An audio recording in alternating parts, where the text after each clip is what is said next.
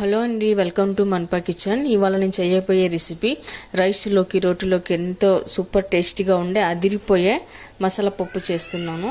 ఇక్కడ నేను 1 కప్పు దాకా కందిపప్పు తీసుకున్నాను.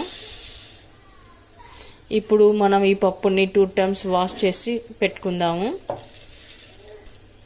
ఇప్పుడు ఇలా అంతా క్లీన్గా వాష్ చేసి పెట్టుకున్న తర్వాత మనము ఏ కప్పుతో అయితే పప్పు తీసుకున్నామో అదే కప్పుతో ఇక్కడ వాటరు వేసుకోవాలి.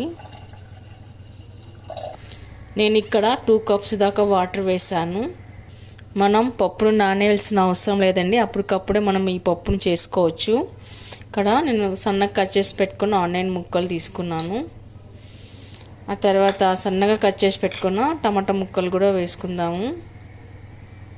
ఆ తర్వాత ఇప్పుడు మనం 4 వెల్లుల్లి రెబ్బలు కూడా వేసుకుందాము. అలాగే కొద్దిగా కరివేపాకు కూడా వేసుకుందాము. అలాగే కొద్దిగా రెడ్ చిల్లీ పౌడర్ కూడా వేసుకుందాము. మీరు కారం ఎక్కువగా తినేవారైతే మరి కొద్దిగా వేసుకోవచ్చు. నేను ఇక్కడ 1.5 స్పూన్ రెడ్ చిల్లీ పౌడర్ వేసాను. అలాగే చిటికెడు పసుపు కూడా వేసుకుందాము. అలాగే ఇప్పుడు ధనియా పొడి కూడా వేసుకోవాలి. నేను ఇక్కడ 1.5 స్పూన్ దాకా వేస్తున్నాను. అలాగే ఇప్పుడు కొద్దిగా ఆయిల్ కూడా వేసుకుందాము. ఇవన్నీ వేసుకున్నాక ఒకసారి బాగా కలుపుకోవాలి. అన్నీ వేసి ఇలా కలిపి పెట్టుకున్న తర్వాత మనం కుక్కర్ మూత పెట్టేసి ఒక 2 విజిల్స్ రానిస్తే సరిపోతుందండి. ఓకే అండి, పప్పు ఉడికిందో లేదో చూద్దాము. నేను ఇక్కడ 3 విజిల్స్ దాకా ఇచ్చానండి. ఇప్పుడు మనము దీని ఇలా కలిపి పెట్టుకుందాము. అయితే ఈ పప్పును మనం రుబ్బాల్సిన పని లేదండి, రుద్దాల్సిన అవసరం లేదు. ఇలా గరిటెతోనే మనం ఇలా స్పూన్తో ఇలా అంటే సరిపోతుంది. ఇప్పుడు దీన్ని మనం తాలింపు వేసుకుందాము. ఇప్పుడు మనం దీంట్లో సాల్ట్ వేసుకుందాము. మీరు ఎంత తింటారో అంత చూసి సాల్ట్ వేసుకోండి.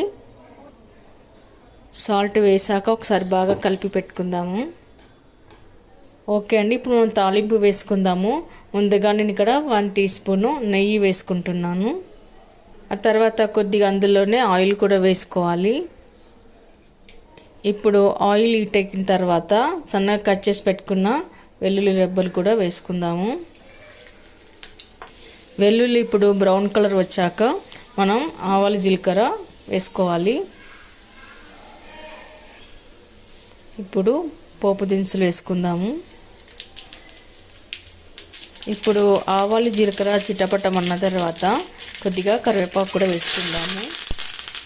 ఇప్పుడు మనం మసాలా పప్పును ఒక బౌల్లోకి తీసుకుందాము.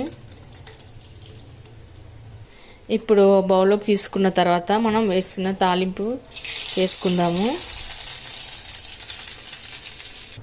ఇప్పుడు ఇలా తాలింపు వేసి పెట్టుకున్న తర్వాత సన్నగా కట్ చేసి పెట్టుకున్న కొత్తిమీర కూడా వేసుకోవాలి.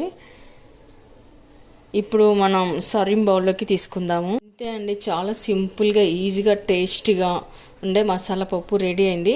ఇది రైస్లోకి, రోటీలోకి, చపాతీలోకి, పుల్కాల్లోకి అన్నిట్లోకి చాలా బాగుంటుంది. చాలా టేస్ట్గా ఉంటుంది. మీరు కూడా ట్రై చేయండి. మీకు ఎలా కుదిరిందో కామెంట్స్లో పెట్టండి. లైక్ చేయండి, షేర్ చేయండి. మన ఛానల్ తప్పకుండా సబ్స్క్రైబ్ చేయండి.